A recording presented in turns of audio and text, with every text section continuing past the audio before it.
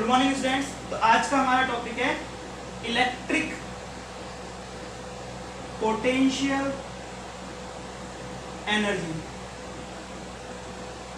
ठीक है, इसको हम बोलते हैं विद्युतीय स्थितिज ऊर्जा। टॉपिक का नाम क्या है आज का? विद्युतीय स्थितिज ऊर्जा, इलेक्ट्रिक पोटेंशियल एनर्जी। ठीक है, तो इस इलेक्ट्रिकल पोटेंशियल एनर्जी को समझने के लिए हम कुछ पॉइंट्स देखते हैं।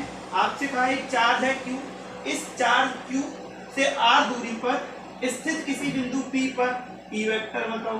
तो E वेक्टर कितना हो गया इसका? KQ divided by r square. आपसे पूछे पोटेंशियल बताओ, तो पोटेंशियल कितना हो गया इसका? KQ divided by r। ये दोनों चीज हम पढ़ चुके हैं। ठीक है, अब आपसे पूछा जाए कि U बताओ कितना है। U मतलब है पोटेंशियल एनर्जी, तो आप क्या कहोगे? इसकी पोटेंशियल एनर्जी 0 है। और यहां से हमें एक कॉन्सेप्ट बनाना है। कॉन्सेप्ट क्या है? पोटेंशियल एनर्जी U, क्या लिखेंगे इसको हम? पोटेंशियल एनर्जी U है ना, is equal to 0।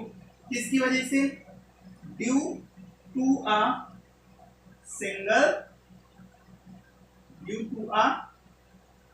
Single charge. ठीक है, potential energy U is 0 due to a single charge. एक सिंगल चार्ज की वजह से हमेशा पोटेंशियल एनर्जी क्या होती है हमारी? 0। सिंगल चार्ज की वजह से पोटेंशियल एनर्जी कितनी होती है? 0 होती है ना। इस बात को आपको दिमाग में सेट करना है कि कभी भी आपसे सिंगल चार्ज की पोटेंशियल एनर्जी पूछे तो आपको क्या लिखनी है? 0 लिखनी है। ठीक है, तो फिर इसके बाद क्या हुआ? इसके बाद आप ऐसे ध्यान रखो कि पोटेंशियल एनर्जी केवल डिफाइंड है किसकी वजह से? सिस्टम ऑफ चार्ज की वजह से। किसकी वजह से? सिस्टम ऑफ चार्ज की वजह से, सिस्टम ऑफ चार्जेस की वजह से। अब ये देखो, सिस्टम ऑफ चार्जेस का मतलब क्या है कि हमें चार्ज तो चाहिए, आवेश तो चाहिए, लेकिन आवेश चाहिए 2 या 2 से अधिक। कुछ इस तरीके से कि वो एक सिस्टम का निर्माण कर रहे हो, वो रेखा बना रहे हो, वो त्रिभुज बना रहे हो, वो वर्ग बना रहे हो, वो वृत्त बना रहे हो, या फिर वो कोई भी शेप बना रहे हो। ठीक है, एक सिस्टम बनना चाहिए उसका। ठीक है, तो सिस्टम ऑफ चार्जेस की वजह से हम पोटेंशियल एनर्जी फाइंड आउट कर सकते हैं। एक सिंगल चार्ज की वजह से हमेशा पोटेंशियल एनर्जी कितनी होगी? 0। सिंगल चार्ज की वजह से हमेशा पोटेंशियल एनर्जी कितनी होगी? 0 होगी। तो पोटेंशियल एनर्जी निकलेगी किसकी वजह से? पोटेंशियल एनर्जी निकलेगी सिस्टम ऑफ चार्जेस की वजह से, व्हिच हैज, जो सिस्टम है ना, वो सिस्टम की प्रॉपर्टी क्या? व्हिच हैज 2 और मोर चार्जेस, व्हिच हैज 2 और मोर चार्जेस। ठीक है, एक ऐसा सिस्टम चाहिए जिसमें हमारे पास 2 या 2 से अधिक चार्ज हो। ये पॉइंट समझ में आया? ठीक है, यहां से आपकी इलेक्ट्रिक पोटेंशियल एनर्जी की कहानी शुरू होती है। ठीक है, तो यहां तक हमने क्या सीखा कि potential energy due to single charge is always 0। ठीक है, अब सिंगल चार्ज की वजह से 0 है, ये बात समझ में आ गई। तो अब हम सिस्टम ऑफ चार्ज की वजह से कैसे निकालेंगे? ठीक है, तो सिस्टम ऑफ चार्ज की वजह से निकालने के लिए है ना, हमें कुछ पॉइंट ध्यान रखना है। मान लो हमारे पास एक सिस्टम ऑफ चार्ज है, मतलब हमारे पास 2 चार्ज हैं जो एक सिस्टम का निर्माण कर रहे हैं, और माना इनके बीच की डिस्टेंस कितनी है? r। इस तरीके से हमारे पास कोई सिस्टम है जो भी हमें दिखाई दे रहा है। ठीक है, माना कि हमारा कौन सा कंडीशन है? Final condition. लास्ट में जाके हमको ये सिस्टम इस तरीके से दिखाई दिया, और इनिशियल में मान लो सिस्टम कुछ अलग तरीके से था। इनिशियल में सिस्टम ऐसे था कि ये चार्ज Q1 है, ये चार्ज Q2 है, इनके बीच की डिस्टेंस कितनी है? तो ये तो सिस्टम का इनिशियल पोर्शन है, मतलब स्टार्टिंग में जब हमने सिस्टम देखा था कभी तो ऐसा था। फाइनल में जो हमें सिस्टम दिख रहा है वो कैसा दिख रहा है? इस तरीके से दिख रहा है। ठीक है, तो इन कंडीशन में, ठीक है ना, इनिशियल और फाइनल कंडीशन में भी हम पोटेंशियल एनर्जी को डिफाइन कर सकते हैं। ठीक है, और पोटेंशियल एनर्जी को डिफाइन करने के लिए हम फॉर्मूला लेते हैं, change in potential energy is equal to minus of work done by conservative forces. Work done by conservative forces. Conservative का मतलब होता है संरक्षी बल। कंजर्वेटिव फोर्स का मतलब क्या होता है? संरक्षित बल। कहने का मतलब क्या हुआ कि जो स्थितिज ऊर्जा में अंतर होता है ना, वो किसके इक्वल होता है? माइनस साइन के।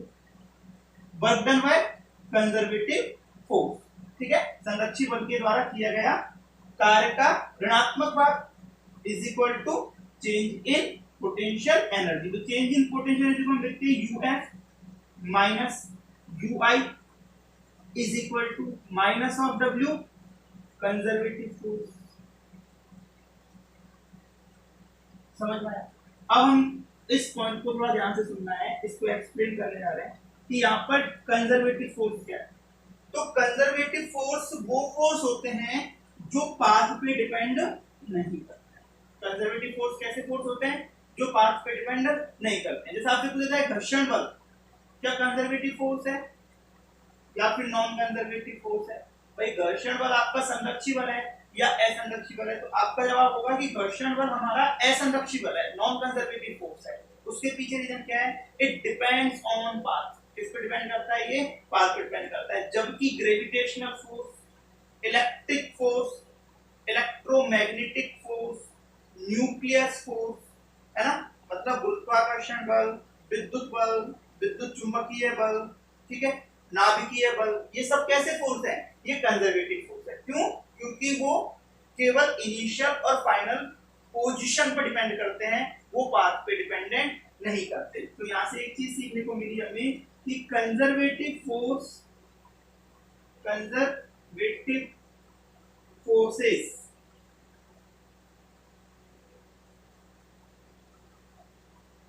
नॉट डिपेंड्स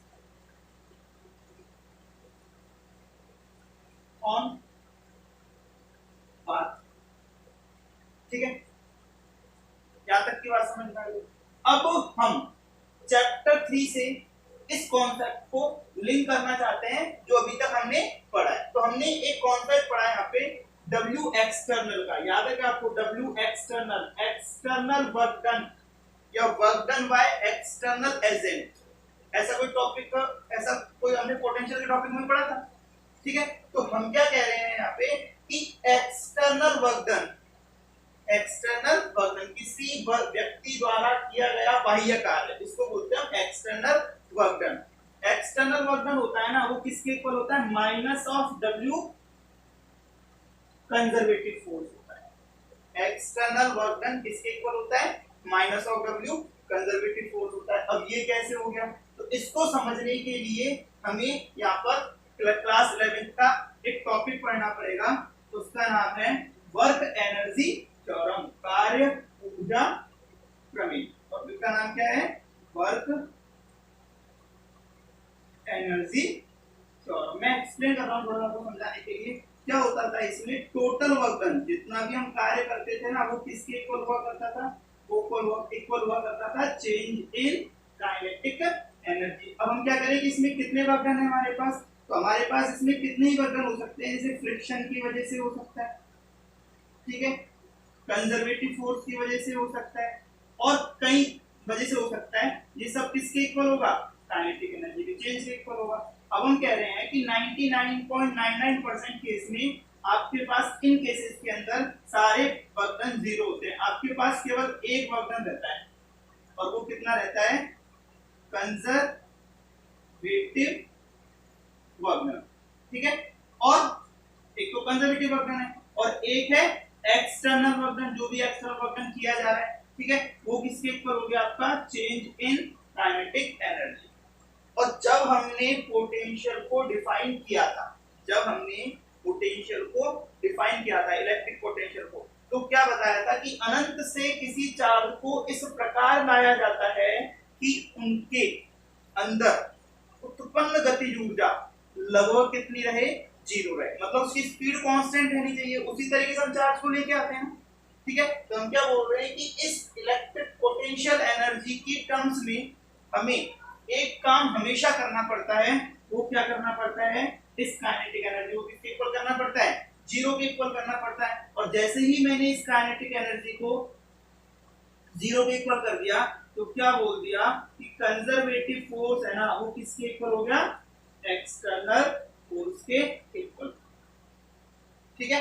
और साइन आ गया किसका, माइनस का। तो minus of conservative force is equal to कितना हो गया, W एक्सटर्नल हो गया। ठीक है, यहाँ पे हम एक तरीके से और समझ सकते हैं, देखो ये फॉर्मूला आपका काम का है, ठीक है ना, एक तरीके से और समझ सकते हैं। इस तरीके से आपसे कहा, ध्यान देना, एक चार्ज है Q, एक चार्ज है क्या Q, इसकी वजह से इसका कोई ये इलेक्ट्रिक फील्ड बना हुआ है और ये आपका इनफाइनाइट पॉइंट है। यहाँ पर एक चार्ज Q है, इस चार्ज Q को हम यहाँ लेके आना चाहते हैं, तो जब हम यहाँ लेके आएंगे, ठीक है, मान लो दोनों का नेचर क्या है, यहाँ पर सेम है, हम इसको यहाँ लेके आना चाह रहे हैं, इसको यहाँ लेके आना चाह रहे हैं, और दोनों का नेचर क्या है, यहाँ पर सेम है। यहाँ हम इसको यहाँ से उठा के यहाँ लेना चाह रहे हैं, लेके आना चाह रहे हैं, और दोनों का नेचर क्या है, सेम है। तो क्या ये चार्ज इस चार्ज की वजह से रिपेल नहीं होगा, प्रतिकर्षित नहीं होगा, बिल्कुल होगा। तो जब ये चार्ज इससे जब ये वाला चार्ज इससे प्रतिकर्षित होगा, तो हमें जब इस चार्ज को यहाँ पे लेके आना है, तो इस प्रतिकर्षण बल के विरुद्ध कुछ कार्य नहीं करना पड़ेगा, हम खुद इस कार्य को कर रहे हैं, तो हो गया W एक्सटर्नल। और हम किसके विरुद्ध कार्य कर रहे हैं, विद्युत क्षेत्र के विरुद्ध कार्य कर रहे हैं, तो विरुद्ध की वजह से आया नेगेटिव, और यहाँ पे कंजर्वेटिव फोर्स कितना हो गया, इलेक्ट्रिक फोर्स, है ना, इलेक्ट्रिक फोर्स हो गया ना। तो हम क्या बोल रहे हैं कि यहाँ पर आज के केसेस में ज्यादातर कंजर्वेटिव फोर्स हमारे क्या होंगे, इलेक्ट्रिक फोर्स होंगे, ज्यादातर क्या 100% यहाँ पर। अभी तो हम क्या लेंगे, इलेक्ट्रिक फोर्स ही काम में लेंगे। तो हम क्या बोलेंगे कि work done by electric force का नेगेटिव इज इक्वल टू क्या हो गया आपका, एक्सटर्नल वर्क डन, ठीक है, या work done by external SN, ठीक है, ये चीज समझ में आई। तो यहाँ पे हमने इस कॉन्सेप्ट से ये सीखा कि जब भी आपको पोटेंशियल एनर्जी निकालनी है, तो निकालने का तरीका क्या ध्यान रखना है कि change in potential energy, change in potential energy is equal to W external, कहां से कहां तक, from infinity to point P तक, ठीक है, from infinity to point P तक, ठीक है। अब सुनो, यदि आपके सिस्टम में दो ही चार्ज हैं, तो इसकी वजह से पोटेंशियल एनर्जी जो डिफाइंड है वो कितनी है, K Q1 Q2 divided by R, जहां Q1 और Q2 है ना, वो हमें कैसे रखने होते हैं, विद साइन रखने होते हैं। यदि मान लो यहाँ पे साइन दिया होता है Q का, तो हमें यहाँ पर विद साइन रखने पड़ते हैं, ठीक है। अब हम ये प्रूव करेंगे कि ये फॉर्मूला इस फॉर्मूले से किस तरीके से डिफाइन हुआ, ठीक है। तो हम देखो डेली को क्या लिखेंगे, यहाँ पर UF minus UI is equal to W external का फॉर्मूला क्या होता है, F dot dr, F dot dr, ठीक है, F dot dr, F dr cos theta होता है, वैसे तो क्या होता है इसका, F dr cos थीटा, ठीक है। चलो पूरा ही करते हैं, ये F वेक्टर हो गया, ये dr वेक्टर हो गया, कहां से कहां तक, इंफिनिटी टू, मान लो r डिस्टेंस है तो कहां तक कर दिया, r तक कर दिया, ठीक है। ये बात समझ में, F डॉट dr में ये आ गया, ठीक है। अब इसको सॉल्व करेंगे, तो F की वैल्यू क्या रखेंगे हम, K Q1 Q2 divided by R square dr cos theta. अब देखो ध्यान से सुनना, हम चार्ज Q को अनफाइनाइट से खींचकर यहां इस पॉइंट पे लेके आ रहे हैं, चार्ज Q को इनफाइनाइट से खींचकर इस पॉइंट पे लेके आ रहे हैं। तो हम इलेक्ट्रिक फोर्स के अगेंस्ट वर्क कर रहे हैं ना, इलेक्ट्रिक फोर्स के अगेंस्ट वर्क कर रहे हैं, मतलब हमारा डिस्प्लेसमेंट और फोर्स दोनों के बीच में एंगल कितना है, 180 डिग्री का। एंगल कितना है दोनों के बीच में, 180 डिग्री का। तो ये कितना आया, minus K Q1 Q2 divided by R square dot dr। अब इसको सॉल्व करना है, तो हमने क्या करा, माइनस अनंत से लेके R तक, K Q1 Q2 divided by R किसका, माइनस का, कहां से कहां तक, अनंत से लेके R तक। इसको जब हम सॉल्व करेंगे तो देखो ये तो माइनस माइनस क्या हो गया, प्लस हो गया, और इसको हमने क्या लिख दिया, K Q1 Q2 divided by R। इसका मतलब क्या हुआ, इसका मतलब ये हुआ कि UF minus UI is equal to क्या निकल के आया आपके पास, K Q1 Q2 divided by R। अब ये यूआई क्या है? यूआई है इनिशियल पोजीशन पर पोटेंशियल एनर्जी। अब इनिशियल पोजीशन तो इसकी इनफाइनाइट पे है ना, स्टार्टिंग की जो पोजीशन है वो हम क्या मानते हैं? इनफाइनाइट पे मानते हैं। ऐसा क्यों करते हैं?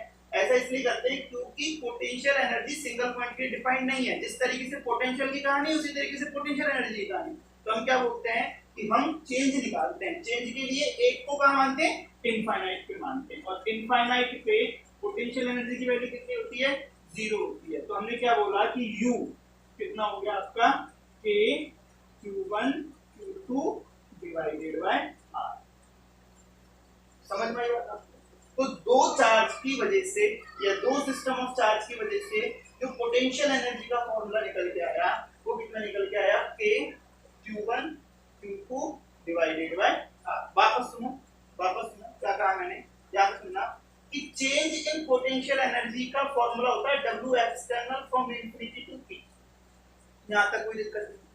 अब हम कह रहे हैं कि del U क्या हो गया? UF माइनस UI बराबर W एक्सटर्नल निकालना है, फोर्स इनटू डिस्प्लेसमेंट का dot product from infinity to R। ठीक है, इंफिनिटी मतलब स्टार्टिंग इनिशियल पोजीशन पे इनफाइनाइट पे था, इसके बाद R का आया इज इक्वल टू लगाया from infinity to R। Force लगाया K Q1 Q2 divided by R square dr cos 180 degree. 180 degree क्यों कहा? 180 डिग्री क्यों कहा? क्योंकि फोर्स और डिस्प्लेसमेंट दोनों के बीच में एंगल कितना है? 180 डिग्री का है। तो ये हो गया minus K Q1 Q2 divided by R square dot dr, है ना? तो ये माइनस तो बाहर है, ये इसको सॉल्व करा तो माइनस के 1 कौन आ रहा है? माइनस माइनस क्या हो गया? प्लस हो गया from infinity to R। Limit रखी तो एक बार तो R रखेंगे और एक बार इनफाइनाइट रखेंगे। जैसे इनफाइनाइट रखेंगे वो टर्म्स क्या हो जाएगी? 0 और R टर्म्स हमारा आंसर आ जाएगा। तो UF minus U infinite बराबर K Q1 Q2 by R, where U infinite is the potential energy at infinity point। और at infinity point जो potential energy होती है उसकी वैल्यू कितनी होती है? 0 होती है। इसके U is equal to क्या आ गया आपके पास? K Q1 Q2 divided by R। क्या आपको बात समझ में आई? इलेक्ट्रिक पोटेंशियल एनर्जी कितनी कहानी समझ में आई? ठीक है। अब आपसे पूछे कि भाई आप तीन चार्ज की वजह से कोई सिस्टम बन रहा है, उसकी पोटेंशियल एनर्जी बताओ।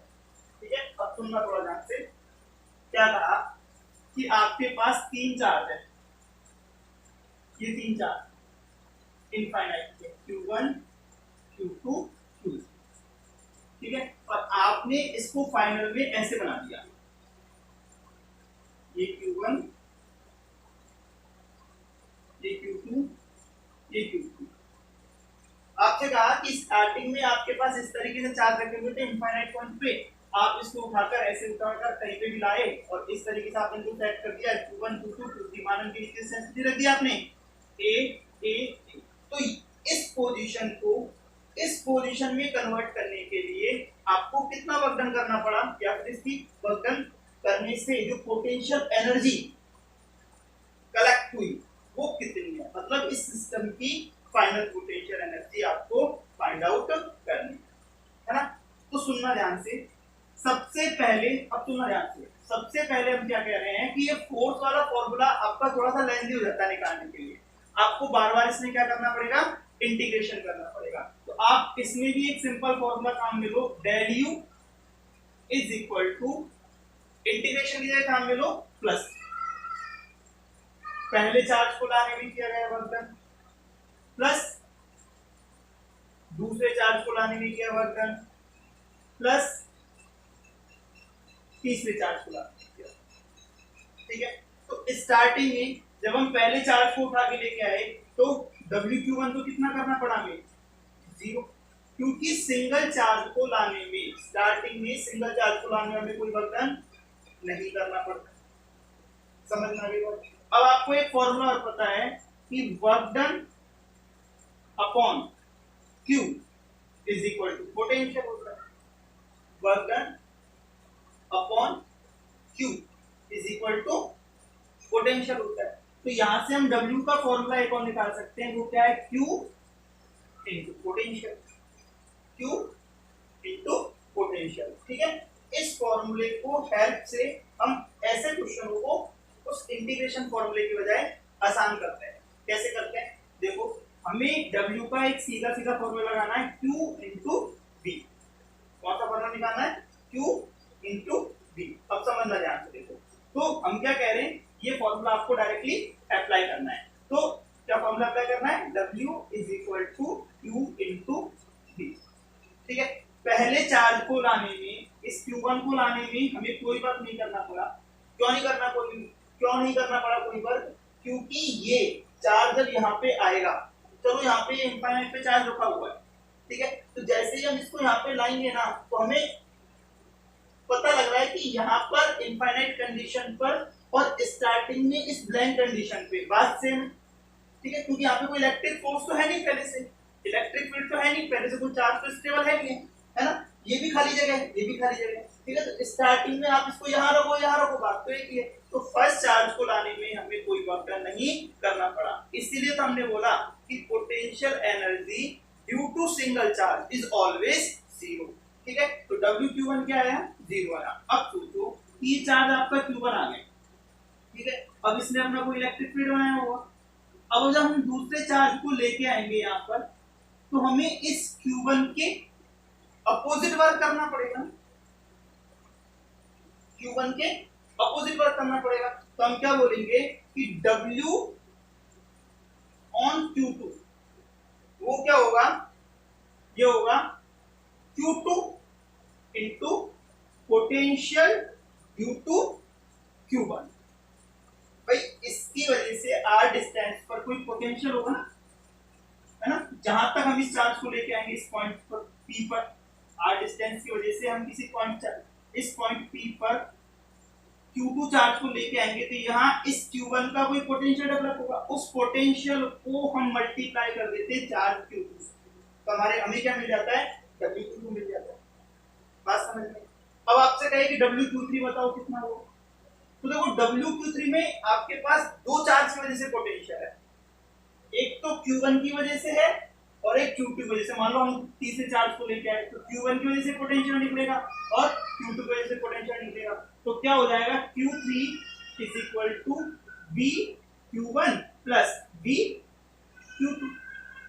ठीक है, तो इस कंडीशन में जो डेल U है, वो डेल U कितना है आपके पास, WQ1 मतलब 0 प्लस WQ2 मतलब Q2 into BQ1 plus Q3 into BQ1 plus BQ2।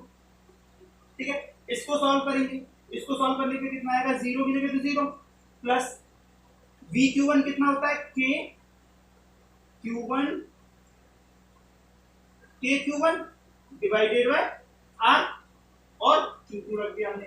अब माना कि R जो डिस्टेंस है वो कौन सी है, Q1 और Q2 के बीच की डिस्टेंस है, मैंने इसको बोल दिया सपोज ये कितनी है, R12, तो ये हो गया R12 plus Q3 into Q1 upon R13। मान लो Q1 से लेके और 3 के बीच की डिस्टेंस कितनी है, R13। इसी तरीके से Q3 Q2 अपॉन R1। ठीक है, तो फाइनली हमने क्या देखा कि जो डेल U है आपका, वो डेल U कितना निकला, Q1 Q2 divided bye R12 plus Q1 Q3 divided bye R13 plus Q2 Q3 divided bye R2। तो ये आपके पास डेल U निकल के आया, क्या डेल U क्या है, UF माइनस U इनफाइनाइट, और U इनफाइनाइट की वैल्यू कितनी है, 0। तो फाइनल U जो इस सिस्टम से आपके पास निकल के आया वो कितना निकल के आया, Q1 Q2 divided bye R12 plus Q1 Q3 divided bye R13 plus Q2 Q3 divided bye R2।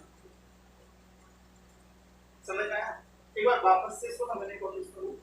ये मैंने आपको एक शॉर्ट फॉर्मूला बताया, ठीक है, अब इससे भी शॉर्ट पढ़ेंगे जो आपको अप्लाई करना है डायरेक्टली क्वेश्चंस में, बट पहले इसको एक बार समझो। क्या कहा मैंने कि आपके पास दो चार्ज थे, सब पहले कितने चार्ज थे हमारे पास, दो चार्ज थे, ठीक है, तो दो चार्ज की वजह से पोटेंशियल एनर्जी कितनी होगी, दो चार्ज की वजह से पोटेंशियल एनर्जी कितनी होगी, Q1 Q2 डिवाइडेड बाय उन दोनों चार्जों के बीच की डिस्टेंस, कितनी है R1, ठीक है, 3 चार्ज की वजह से।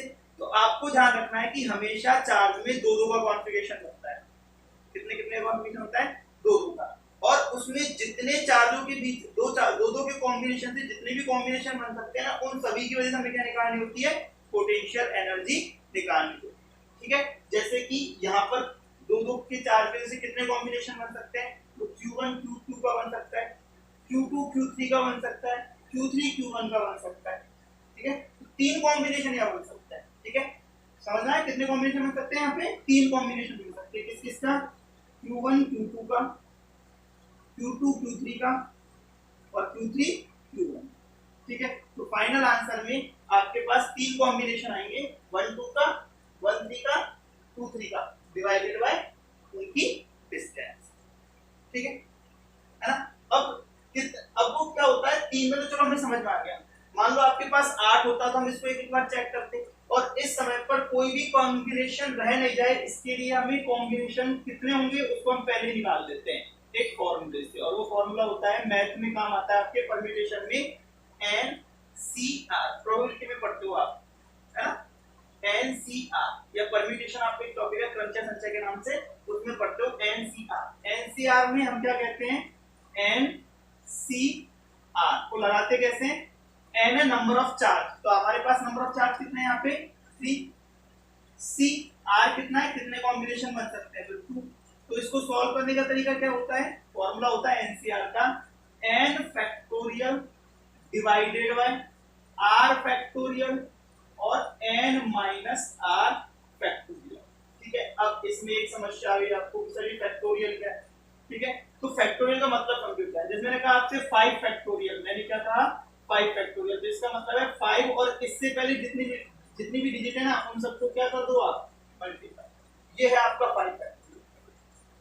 मैंने कहा 10 फैक्टोरियल, तो आप क्या कहोगे, 10 into 9 into 8 into 7 into 6 into 5 into 4 into 3 into 2 into, ये किसकी वैल्यू है, 10 फैक्टोरियल की वैल्यू, ठीक है। तो इस तरीके से हम डिफरेंट वैल्यूज फाइंड आउट करते हैं, ठीक है। तो n फैक्टोरियल और r फैक्टोरियल, r फैक्टोरियल हमें पता है 2 है, और n फैक्टोरियल पता है कितना है 3। तो कैसे करेंगे इसको सॉल्व, 3 into 2 into 1 1, और r फैक्टोरियल कितना 2 into 1, और n माइनस r, n कितना 3, r कितना 2, तो 8 फैक्टोरियल मतलब 1 से मल्टीप्लाई कर दिया।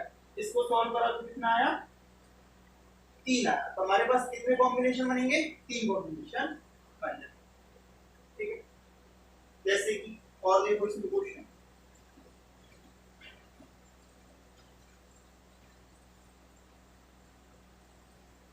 देख मैंने आपसे कहा कि आपके पास 4 चार्ज है, कितने चार्ज है, 4 चार्ज। तो आपको फाइनल कॉम्बिनेशन है ना इनका, फाइनल पोटेंशियल जो चाहिए तो इस तरह के कॉम्बिनेशन से चाहिए, Q1 Q2 Q3 Q4,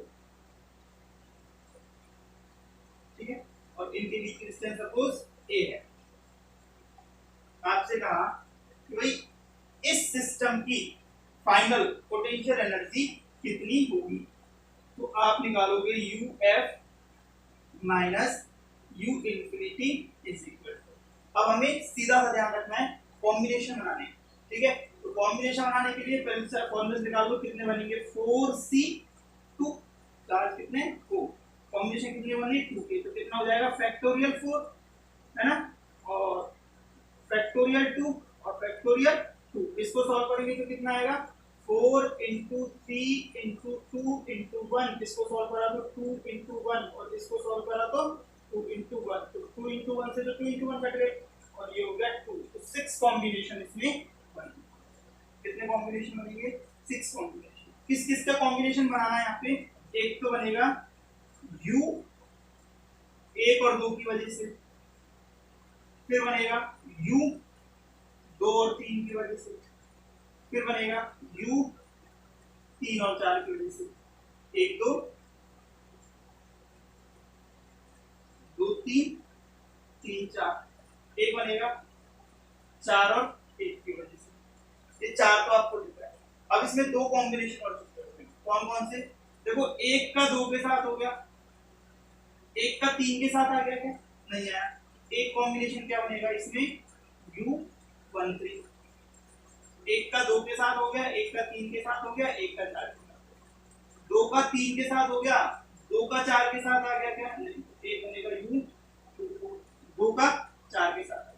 अब U1 3 का 4 के साथ आ गया क्या, आ गया, 3 का 1 के साथ आ गया क्या, आ गया, 3 का 2 के साथ आ गया क्या, आ गया। तो सारे कॉम्बिनेशन आपको यहाँ पर देखने में आ गए, सारे कॉम्बिनेशन आ गए ना। अब देखो टोटल कितने कॉम्बिनेशन हुए, 1 2 3 4 5 6, ठीक है। अब सॉल्व कैसे करेंगे, तो पहले की वजह से क्या निकलेगा, k q1 q2 divided bye r12 कितना है, k है। 2 3 में देखो कितना होगा, k q2 q3 divided bye a हुआ। आगे देखो क्या होगा, k q3 q4 divided bye a हुआ। आगे देखो क्या होगा, k q4 q1 divided by a हुआ, k q1 q3 divided bye, अब देखो ये कितना है, ये है a√2, ये डिस्टेंस कितनी है, a√2। ऐसे ही k q2 q4 a, सबको ऐड कर दो, फाइनल पोटेंशियल आपको मिल जाएगा। तो uf कितना हुआ, uf हुआ आपका देखो k अपॉन a, ये तो सब में कॉमन है, ठीक है। आएगा क्या, q1 q2 plus q2 q3 plus q3 q4 plus q4 q1 a है ना। इसके बाद q1 q3 divided by under root plus q2 q4 divided by under root. मान लो इनकी वैल्यूज गिवन है तो वैल्यूज रख के आंसर सेट कर। इस तरीके से पेंटागन, हेक्सागन और कोई भी स्ट्रक्चर आपको यहाँ पर दे सकता है, ठीक है। जैसे कि एक सवाल होता है तो मैं अच्छे समझने के लिए, ठीक है। ये फाइनल मेथड है जो आपको ध्यान रखना है, न्यूमेरिकल इसी मेथड से करना है, ठीक है। डेरिवेशन भी इसी मेथड से आपको समझना है, जो मैंने समझाया था, है ना। न्यूमेरिकल आते हैं जनरली इसमें, और उसने पूछा तो न्यूमेरिकल करने का आपको मेथड आना चाहिए। जैसे मैंने आपसे कहा, सुनना ध्यान से, मैंने आपसे कहा एक हेक्सागन है,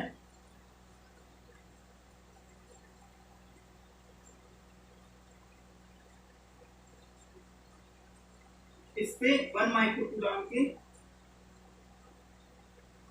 6 चार्जेस इसके वर्टेक्स पर रखे हुए, ठीक है। आपसे पूछा क्या, आपसे पूछा इस कॉम्बिनेशन को बनाने में, स्टार्टिंग में इनिशियली इनफाइनाइट पे था, इस कॉम्बिनेशन को बनाने में इसकी पोटेंशियल एनर्जी कितनी है, या फिर इसके अंदर कितनी पोटेंशियल एनर्जी है, तो आपको इसका आंसर देना है। तो पहले वो कितने कॉम्बिनेशन इसमें बन सकते हैं, वो सारे कॉम्बिनेशन आपको पता होना चाहिए। तो देखो एक तो बनेगा 1 2 2 3 3 4 4 5 5 6, ठीक है। सबके बनाने मतलब, तो आपके पास 6c2 है, तो 6 फैक्टोरियल बटे 2 इंटू 4 फैक्टोरियल। 4 फैक्टोरियल समझना है कैसे करा, n माइनस आर, फॉर्मूला क्या होता है एनसीआर का, factorial n factorial r n minus R factorial. तो देखो 4 से तो ये सारी कट गए, ये हो गया 3, तो ये हो गया 15 कॉम्बिनेशन इसमें बनेंगे। कितने कॉम्बिनेशन बनेंगे, 15। अब आपको 15 एक एक करके सारे कॉम्बिनेशन बनाने, ठीक है, और उनको सिंपली ऐड करना है, ठीक है।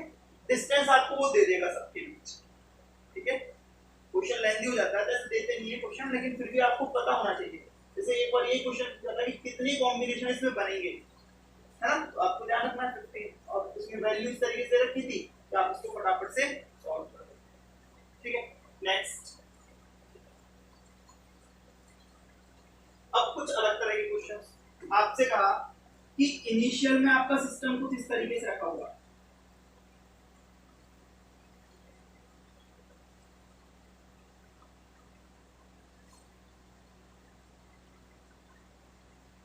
आपको इस सिस्टम को इस सिस्टम में कन्वर्ट करना है,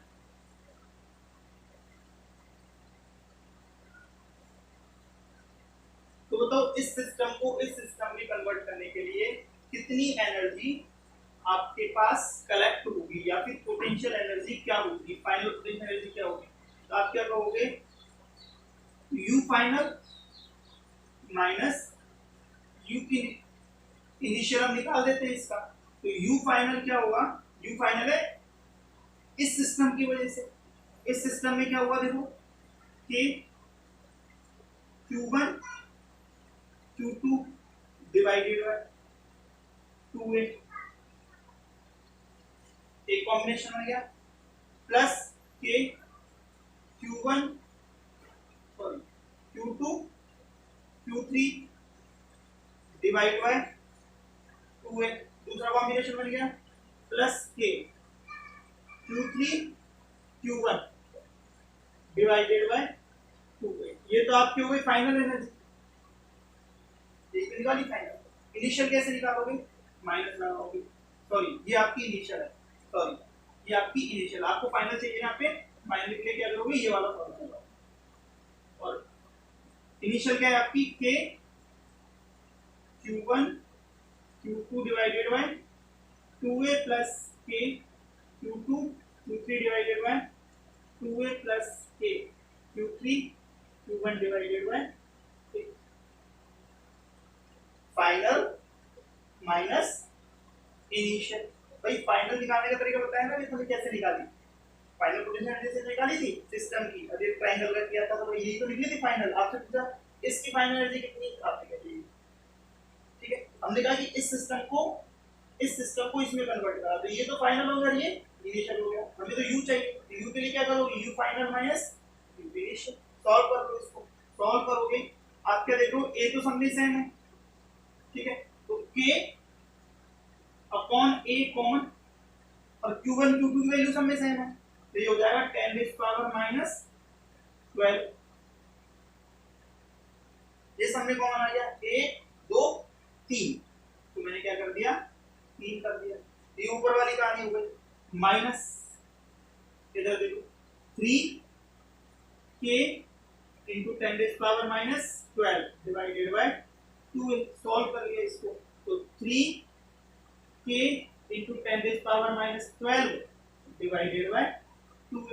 भाई जो कॉमन आ रहा है वो कॉमन ले लिया, बाकी सॉल्व कर लिया, ये आ गया। अब इसको और सॉल्व कर लो, कितना होता है देखो, 3k की वैल्यू कितनी, 9 into 10 rays power 9 10 rays power minus 12 divided by 2, और a की वैल्यू मान लो आपको दे रखे हैं यहाँ पे 1 मीटर, तो आप क्या करोगे, a की वैल्यू मान लो कितनी आपके पास 1 मीटर। अब सॉल्व कर लो इसको, तो सॉल्व करा तो कितना आया 3/2 इंटू 9, और ये हो गया -3, तो इसको सॉल्व करा तो कितना आया 27 divided by 2 into 10 rays power -3, और आंसर जूल में। जूल में क्यों, क्योंकि हमारे पास क्या है पोटेंशियल एनर्जी, बस समझ आ रही, ठीक है। एक क्वेश्चन और करते हैं, इस तरीके क्वेश्चंस इंपॉर्टेंट है, आपको डायरेक्टली फॉर्मूला समझ में आ गया वो किस तरीके से अप्लाई करना है, ठीक है। ये सारे कंपटीशन के क्वेश्चंस हैं। एक और देखो, आपसे कहा स्टार्टिंग में x बराबर 0 है, यहाँ पे हमारे पास -1 माइक्रोकूलम का चार्ज है इनिशियल पोजीशन, और ये x इज इक्वल टू 1 है, यहाँ पर +1 माइक्रोकूलम का चार्ज है, ये इनिशियल पोजीशन आपकी, एक ऐसी पोजीशन बताइए इसने इनिशियल पोजीशन। आपसे क्या कहा फाइनल पोजीशन में, क्या कहा आपसे एट फाइनल पोजीशन पे क्या कहा कि इसी सिस्टम में ये x बराबर 0 और ये x बराबर 1 था ना, ये तो सिस्टम था आपका, इसी सिस्टम में x बराबर 2 पर हम +1 माइक्रोकूलम चार्ज लेके आए, कितना चार्ज लेके आए +1 माइक्रोकूलम। तो आपसे पूछा कि इस सिस्टम में फाइनल पोटेंशियल स्टोर्ड एनर्जी कितनी है, पोटेंशियल एनर्जी जो स्टोर हुई है वो कितनी है, ठीक है। तो आपको निकालना है फाइनल पोटेंशियल एनर्जी, तो UF माइनस UI, ठीक है। तो UF फाइनल सिचुएशन क्या है आपके पास, ये इसमें कितने चार्ज हैं 1 2 और 3, तो कितने कॉम्बिनेशन बनेंगे इसमें 3 चार्जेस से कितने कॉम्बिनेशन बनते हैं 3 कॉम्बिनेशन। तो पहला कॉम्बिनेशन तो हो गया आपका ये वाला, माना ये 1 और ये 2 है, तो क्या हुआ K Q1 कितना है -1 माइक्रोकूलम, Q2 कितना है 1 microcoulomb, sorry 1 microcoulomb divided by R, दोनों के बीच की दूरी कितनी x बराबर 1 है ना, ठीक है, एक कॉम्बिनेशन पे बन गया। प्लस क्या देखो दूसरा कॉम्बिनेशन होना है Q2 Q3 कितना आ जाएगा K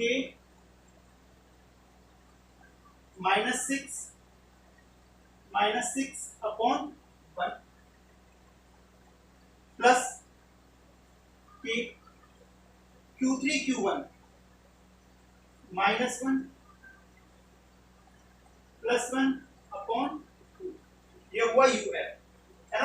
इसमें से हमें घटाना क्या है माइनस ऑफ UI इनिशियल की कितने हमारे पास K Q1 Q2 divided by R। अब इसको सॉल्व करेंगे तो ऐसी कोई टर्म दिख रही है आपको यहाँ पर, देखो अब इसको सॉल्व कर लो, फाइनली है तो फाइनली सॉल्व करोगे तो क्या आएगा, देखो ये कितना हुआ आपका माइनस का k × 10⁻⁻12,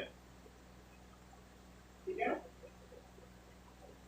प्लस का k × 10⁻⁻12 प्लस का ये माइनस का k × 10⁻⁻12/2 और ये माइनस का k × 10⁻⁻12, एब्वियसली ये माइनस माइनस प्लस हो गया, तो यहाँ से ये तो कट गया, कितना बचा, अब ये आधा ही तो बचा, तो ये हो जाएगा k × 10⁻12/2, सॉल्व करा तो 9 × 10⁻9 - 12 / 2 और सॉल्व करा तो 4.5 × 10⁻3। समझ आ गया, इस तरीके से इस पोटेंशियल